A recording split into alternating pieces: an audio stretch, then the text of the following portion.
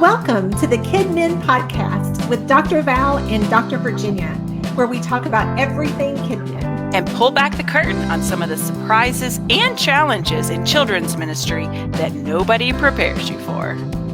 I'm Dr. Val, and together we have over 45 years of experience in children's ministry.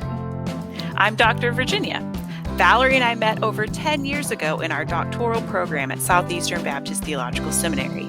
We are excited to share with you all the great stuff that we have picked up over the years. We want to minister to you, the children's minister.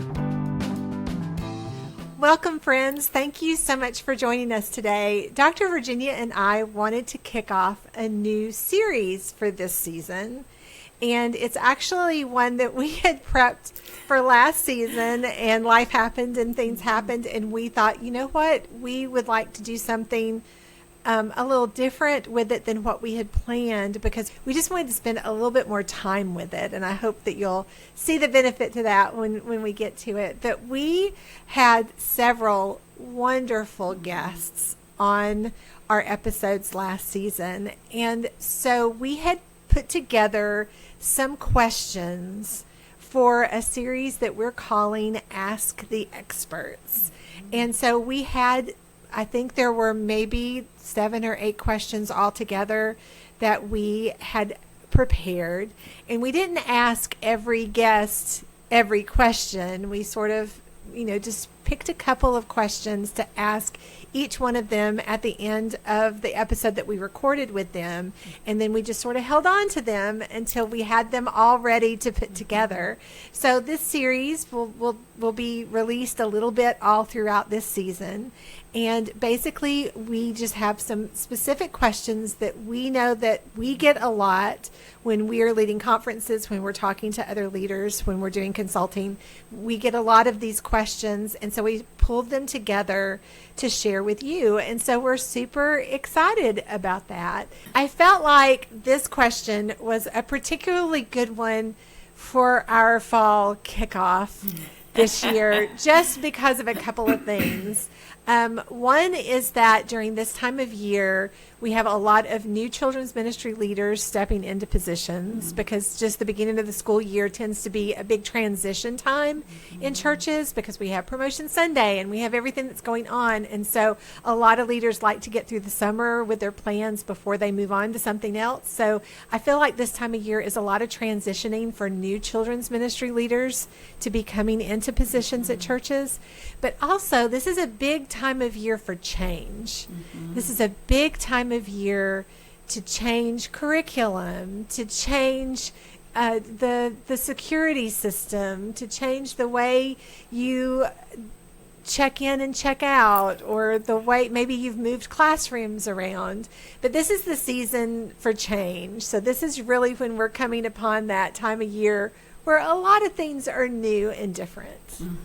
Yeah, and I'm really excited about this series as well, just getting multiple perspectives from seasoned, wise ministry leaders, all sort of pouring into sometimes challenging but very common questions. Especially, like our one today, which is leading through volunteers who are resistant to change. And so, I'm so appreciative of getting different perspectives and all sorts of wisdom from different people sort of poured into the topics that we'll be doing in this series. Because I think we have, like Val and I have, our set of experiences, our own perspectives, but being able to bring in the perspectives of other leaders and other ministry leaders who sometimes just phrase things a little differently, or just, like sometimes someone will just put something in such an eloquent, impactful way. You're like, ooh, that was really good. Just that way the light bulb comes on. I never thought about it this way before. Yeah. Very excited. Yes. Our very first expert that we asked a question to is Dr. Kenneth Coley. And what I'm going to do as well, we'll introduce them and tell you a little bit about them, just in case you missed the episode that we posted with them from last season. But also, I'll put some information in our notes where you can find these experts and where you can read more of their information and see more about them if you did miss our episode with them. But our first one today is Dr. Kenneth Coley. And Dr. Coley is very special to our hearts because he was the director of our doctoral program and where we met. And so we love Dr. Coley. He has such wisdom and he shares it with such grace. And I just could listen to him teach all day. He is still, I think, my favorite teacher that I have ever had. And so we are very excited to share with you the answer that Dr. Coley gave to the question, what can we do when volunteers are resistant to our leadership or resistant to change? Powerful question and exceptionally important. This is where your leadership and specifically your training moments are exceptionally important. So my first response is training. And so through training, you create momentum. Through training, you create a spirit and a picture of excellence. The expression is the one who defines excellence becomes the leader.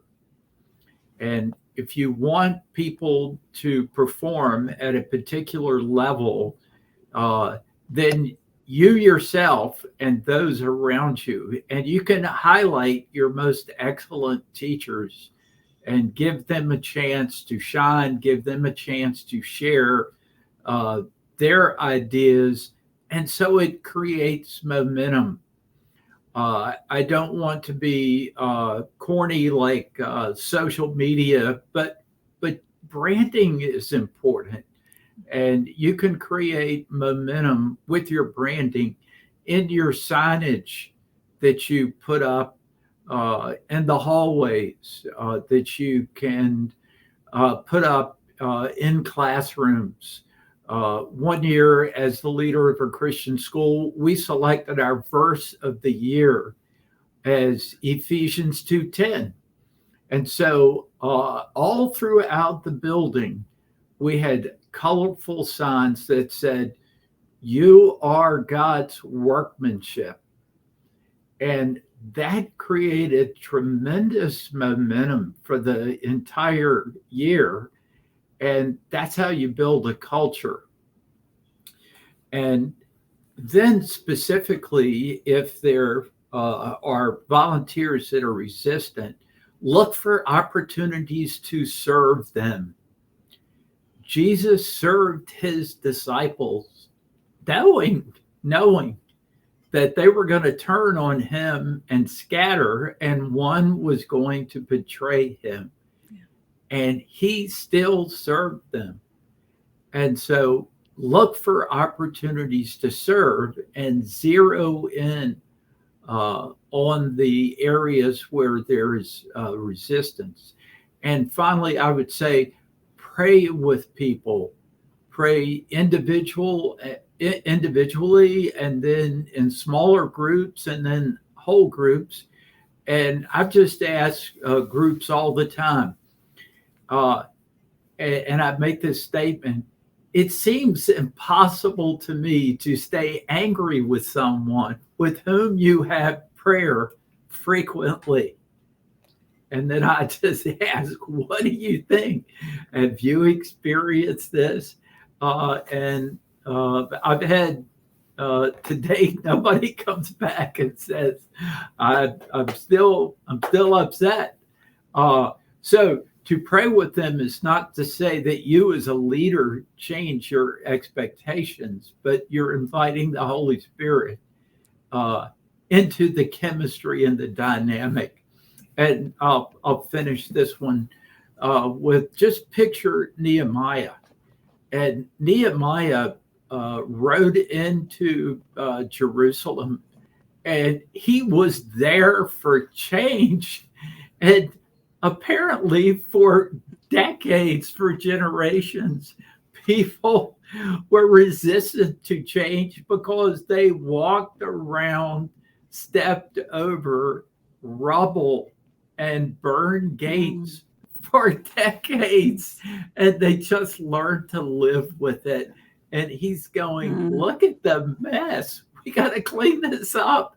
And then miraculously, God used him as the leader.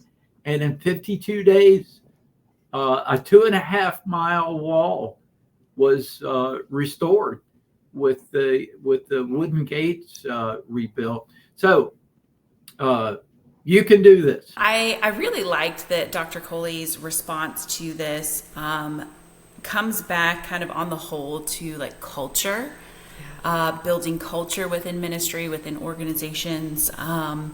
One, that it takes time and it doesn't happen overnight. Right. And two, that there's a lot of communication and investment that goes into building culture, preparing people for change, helping people, if you're like a new leader coming in, helping people understand you, your vision, your leadership style, building those relationships. And so just that coming from that whole approach of like building a whole culture for the ministry, to help people have a vision for the purpose of these changes, and to help people sort of transition into something that's new or something that's different. Yeah.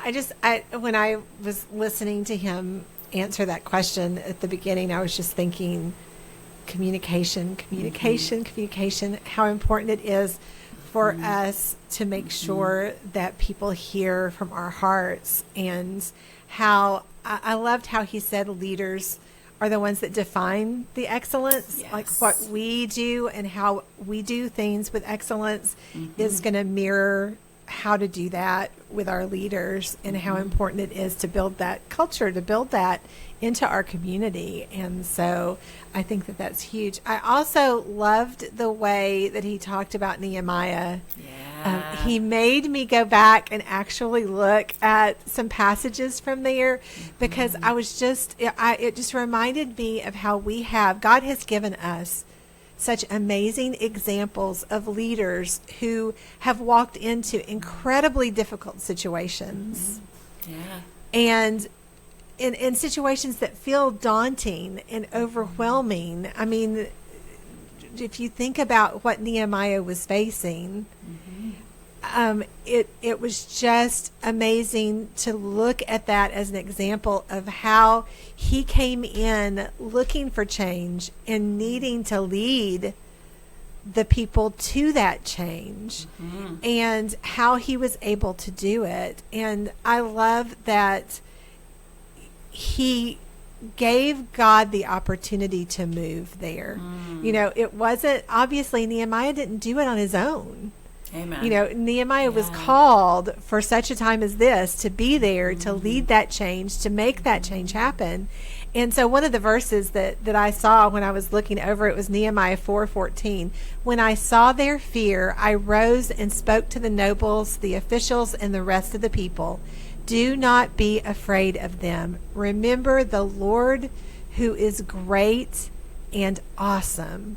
Fight for your brothers, your sons, your daughters, your wives, and your houses. And I don't know, there was just such an encouragement in that when we come into a position that we've been called, because you've been called to be the children's ministry leader at your church. You are the children's ministry. You are the director of preschool and children's ministry. You have been given this title, this responsibility for such a time as this. And just as Nehemiah walked in, you can walk into the church and realize that you have been given the task of leading your people well. And to do that, you have to not be afraid, know what God has called you to do, and literally remember that God is great and awesome and that he's called you there. And so that's going to give you the power and the strength, even when you're afraid, even when your leadership is afraid, even when your volunteers are afraid, for you to be able to stand up and say, don't be afraid. God is leading us into this season, whatever this season is, and God is going to be in control and take care of it. And then Nehemiah moved forward from there. Amen. one of the other things that I love that Dr. Coley said was that for decades and for generations, they had been stepping over the rubble. Yeah. And so this was something that the people had lived with and become accustomed to. But God was calling Nehemiah to come in and to intervene and to take a situation that was dysfunctional and disrepair and make it better. Right. And sometimes it's easy for us to think like, okay, I'm trying to take something that is dysfunctional and disrepair and make it better, so people should be happy. Right. But the reality is that oftentimes people are, just like they were with Nehemiah, fearful of other people or of the change or of the unknown. Mm-hmm. And so they're comfortable with the rubble. Yes. The rubble has always been there. Yes. The rubble has been there forever. And this is where we're comfortable. And And so I think understanding that people, can be very comfortable with what they know, even if it is dysfunctional. Right. And so not be surprised when we get opposition, even whenever we're trying to do like a good thing or make improvements or do things that are necessary. Mm-hmm. And also recognize that just like the rubble has been there for decades or generations, sometimes changing culture, like sometimes God does a miracle and like, sometimes God does work in people's hearts and like just brings them along. Mm-hmm. Sometimes it takes a lot of time and investment to change culture in all the ways that you want to see it change. Mm-hmm. And even in the book of Nehemiah, we kind of see that over and over, that he, is just sort of constantly responding to like oppositions and fears of the people and like these schemes and things. And so, we just have to be patient and persistent through sometimes those situations where people aren't understanding or they're bringing, opposition that we see as like, a hindrance or something that's not needed or whatever. Just knowing that culture change takes time and takes investment and takes intentionality as well. And I like his thing about praying with people, praying for people who are opposing you or who are opposing these changes. And I'm like, ooh, that's such a good reminder. It's so obvious. Oh. But sometimes it's like, I'm frustrated with that person, and I don't want to pray for them. But it's like, that's exactly when we need to pray for them. And that's something that I have learned as I became a leader, and I can remember that and I think I'm sure I've probably told this story before, but the very first, like, for example, leadership class that I took when I was really young, when I was in my early 20s, and I was just moving into leadership. And I was super excited because I thought that this class was going to be teaching me to come in and take charge and tell people what they needed to do and be brave to say, no, this is the way it has to go, and all of these things.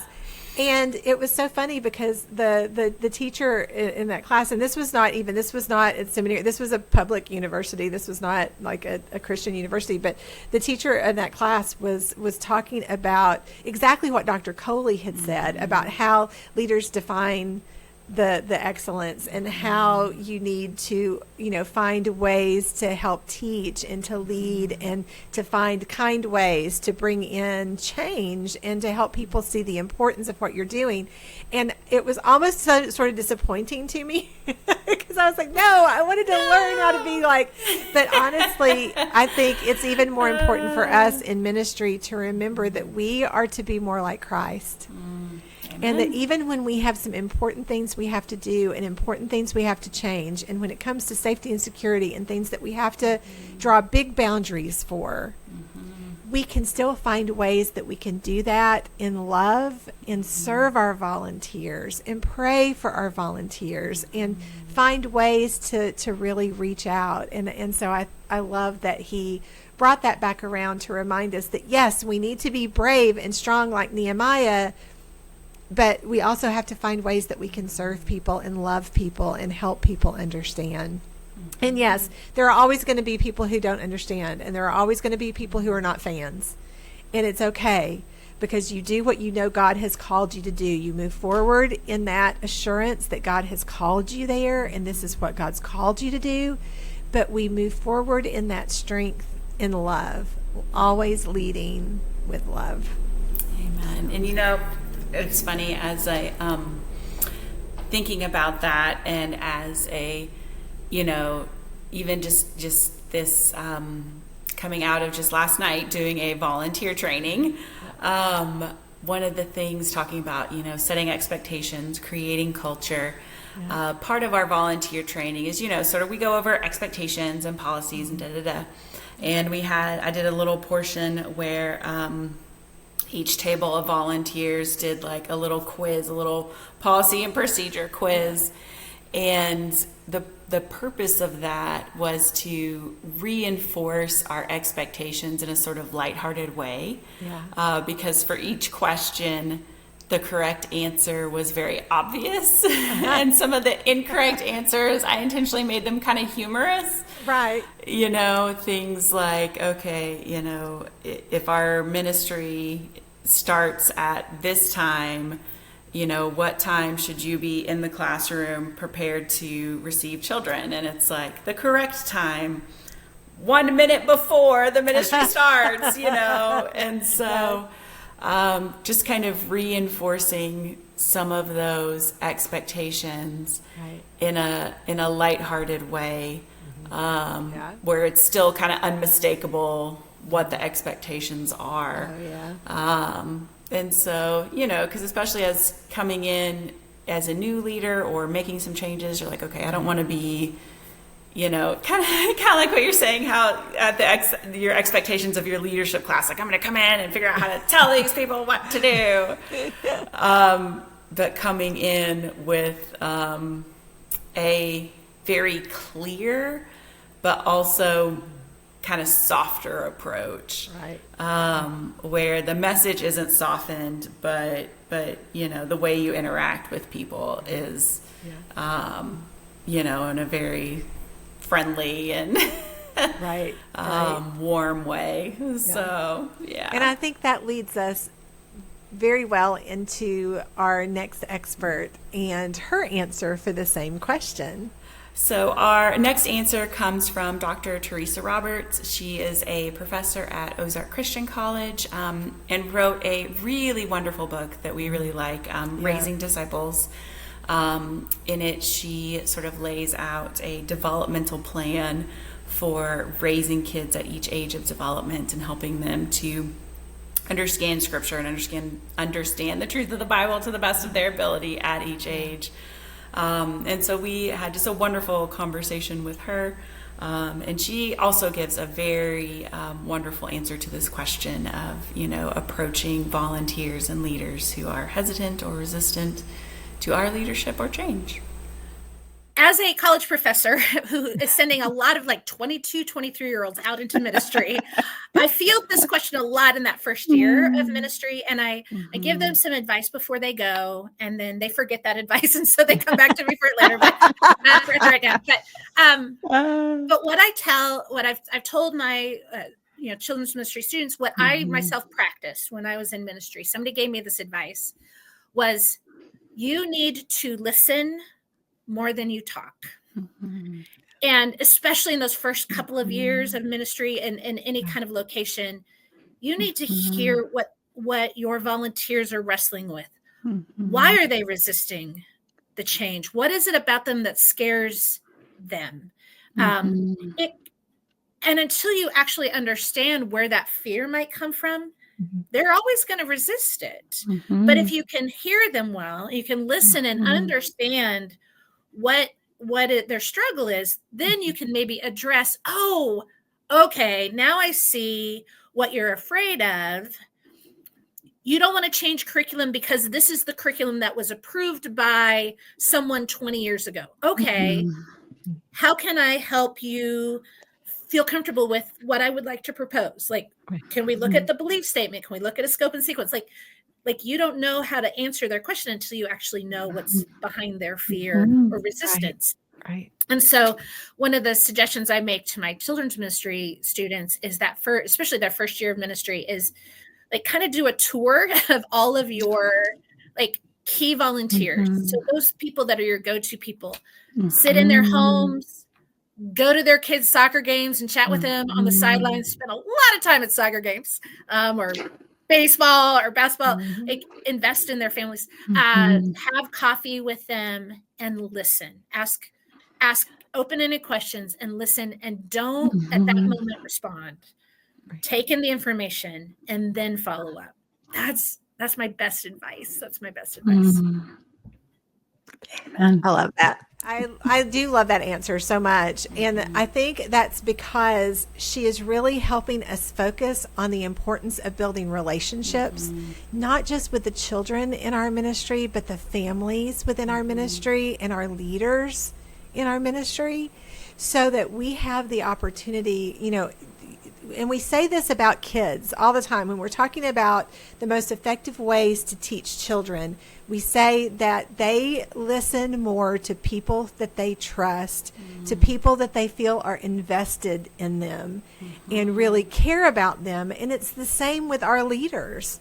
When we have volunteers, when we have leaders in our ministry, they will listen and respect us more if they know that we care about them and that we're listening to them. We may not be able to do what they're asking us to do, but we have listened to them and truly let them speak. And so I love the way that she said to listen more than you talk, but also I love the way that she said not to respond immediately necessarily, but to really take that time to think about what they said and put yourselves in their shoes, to think about how they feel about this change, so that you can really find the best way to address it and help them see why it's necessary to do what you're proposing to do.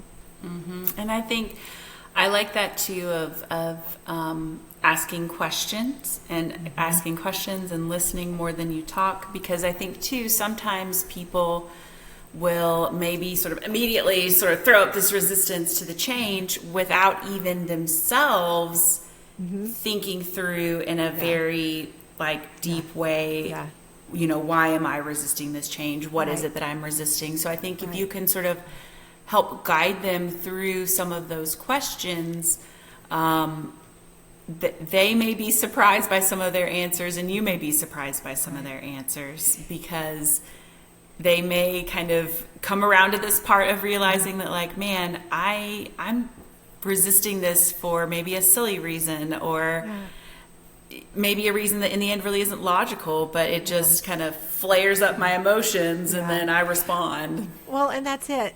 Most of the time we respond emotionally. And I found over the years, and I'm understanding it better the older that I get, that we have a lot of emotion, sentiments, memories about our church and our church family and what we've always done, not just because in our minds we're thinking, well, we've always done that, we have to do that. That's what verbally comes out. But I think that it's emotionally, it's a comfort. There's a comfort in our church family and our church building, and that things are the way that they always were, or that we want it to be a place we can trust. We don't want to think that anything bad could happen there, because it's our comfort place. It's our happy place. It's our place that we go when we are concerned. We don't want to be concerned when we're there. We don't want to remember these things. So there's a lot of different reasons that we feel the way we do about church. And it's really funny, because I told my daughter just recently, I said, I am becoming one of those old ladies that says, but it was better with the way we used to do it. And I was like, I always said I was never going to be that way. But I am learning that the reason why I think I am becoming that is not because I am resistant to change or resistant to, because I love technology and I love the way things move. And I've always been really involved in all moving forward things. Like I've not ever been one of those people before, but there is a part of me sometimes that just misses the comfort of things. That I just miss the way I felt when I was walking my daughter into her kindergarten class. Not that the kindergarten room has to stay the same, but I can understand that feeling of, I walked my daughter in there, and I have those warm, fuzzy feelings when I think about it. So then when I look at that room, it reminds me and it gives me that comfort. And I have to remember that even though I feel that way, that's not what's important, but that's why I feel that way. And so I am determined that I am moving forward and accepting change and promoting change and being positive about it. But I am understanding a little bit more about why people have felt that way in the past, because they are holding on to those memories that make them feel comfort. And so I think when we do look at it in that way, we can just show a little grace and a little mercy. Sometimes we don't have to just get our way. Sometimes we just need somebody to validate why we feel that way. And then we're okay to move forward with the change afterwards. But we just want somebody to see us. Right. And we want somebody to know why we feel the way we do. And I think that's what Teresa said so well, was just that.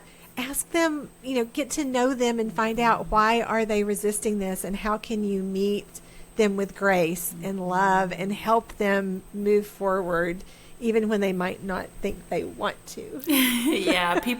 People want to be understood. They want to feel understood. And so and heard, just heard. And so I think giving them that, and that can be it can be hard as leaders, I think, for us to communicate the understanding of other people's emotions, and also not, hold to whatever this change is that needs to happen. So you have to, it's a both and, where you need to give people their opportunity to be heard, to be understood, and you can affirm the way that they feel about things, give them that opportunity to feel those feelings, to feel like they've been heard and understood. And also, after that, circle back around to, thank you for sharing that, and this is how we're moving forward. I think we tend to jump too quickly.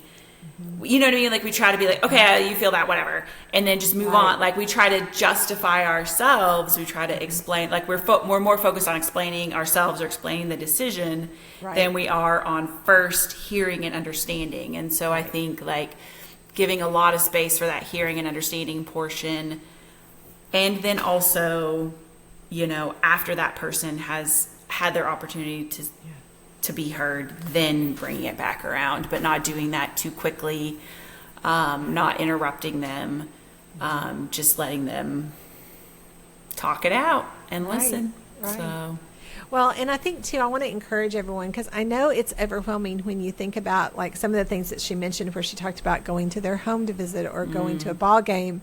Because I know my first thought was always, I don't have time to add anything else to my schedule.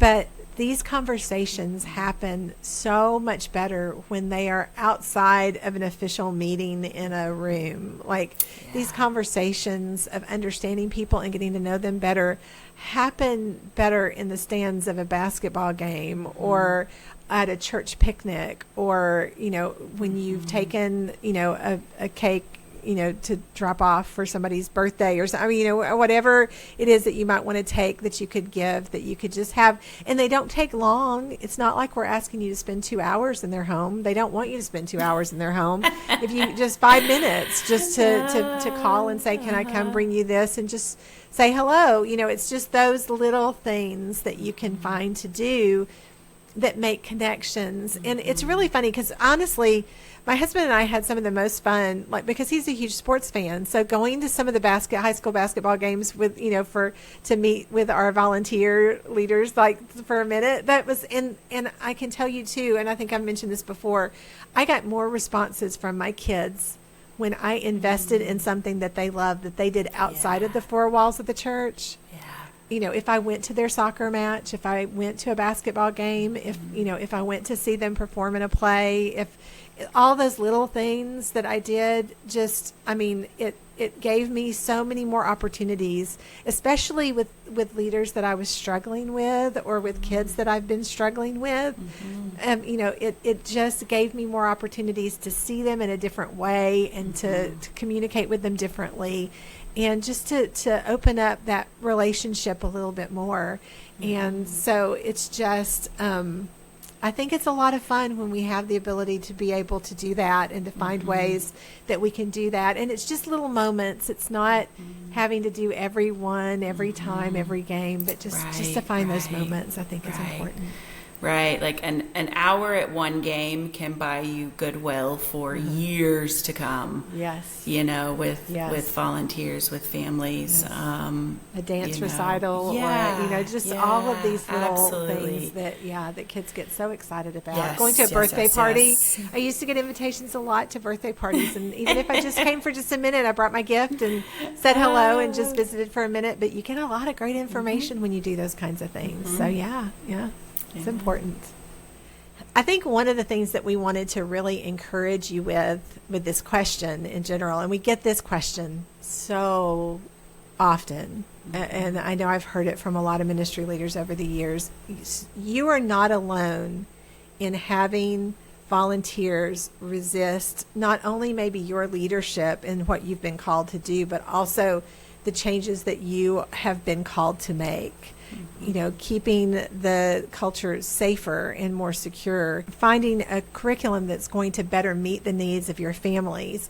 All of these things that we come in and do, classroom changes, building changes, we're doing it for a reason and there's a purpose, but we don't want you to feel alone in finding sometimes that resistance within the leadership, within the parents, within the church family, because everybody has their person they think of when you talk about people being resistant to change.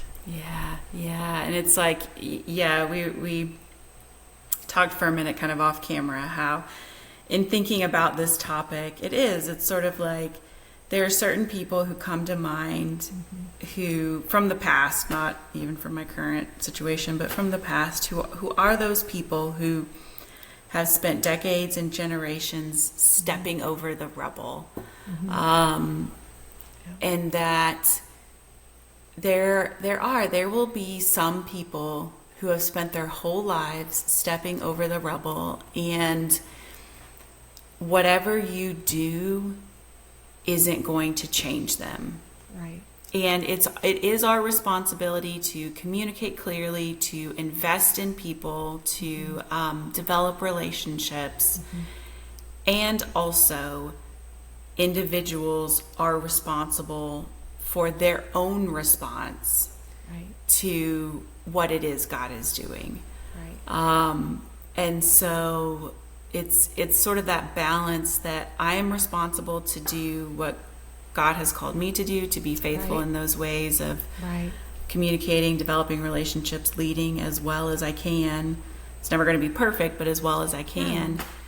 And also accepting that there are other people who, no matter how much you tell them how great the wall is going to be once it's rebuilt, they're never going to want to stop stepping over the rubble. And some of that you just have to leave it in God's hands. You have to say, Lord, please help me to be faithful to the fullest extent that I can be faithful. And Lord, this person, they're in your hands. Like, the Holy Spirit's got to change them. I can't change them. So we can't take it personally. And I think that part of that is just really coming to the realization that you are there to do what God's called you to do. You have that authority to walk in knowing that God has called you there, that God has placed you there, and you want to give him room to move and to change hearts and to help people understand. But ultimately, people have to choose to follow what God is calling for them. And sometimes they choose it, and sometimes they don't. And it's hard, and we mourn, and we worry, and we're thinking, what could we do more? And there is always more we can do. We can always love more. We can always listen more. We can always care more. So it's easy to beat yourself up, but what you have to just do is the best that you can do each day to do what God has called you to do, and know that God knows that, and he sees that, and he understands that, and you move forward. And there are some times where people are going to be accepting of the word, and sometimes where they are not. I always think in my head, there were some places where God told disciples to move forward, and there were some places where he told them to shake the dust off their feet and to go the other way. Amen. And so there's, not every situation is the same. Not every church is the same. Not every person is the same. All we can do is to try to be as faithful as we can to what God has called us to do, knowing that you are not alone in this, that it has happened to each one of us that have been in leadership. It will happen to everyone that will ever be in leadership. There is never any perfect situation where everyone loves you 100% of the time and will do everything you say. But I think that Dr. Coley and Teresa both gave us great words of wisdom on how we can face this resistance with grace and love and mercy and a plan and preparation and really being able to model that grace of leadership well. And so I loved hearing both of their answers. Absolutely. Well, friends, we just want to thank you for taking time with us today, spending your precious time listening to us as we ramble on about these topics that we love to talk about. We appreciate Dr. Coley and Teresa Roberts both for participating in our Ask the Expert questions, and we hope that you are going to be looking forward to the next episode that we'll have a new question and different people that will be answering. But we are very excited to be able to share with you the things that we've learned and our struggles and the things that we wish that we could have done differently or better. Hopefully you'll be able to take some of our insight and help you as you lead in your ministry. Please let us know if you have questions that you would like an answer to, things that you would like to hear us talk about. Send us an email, just jot us a comment. However you would like to get in touch with us.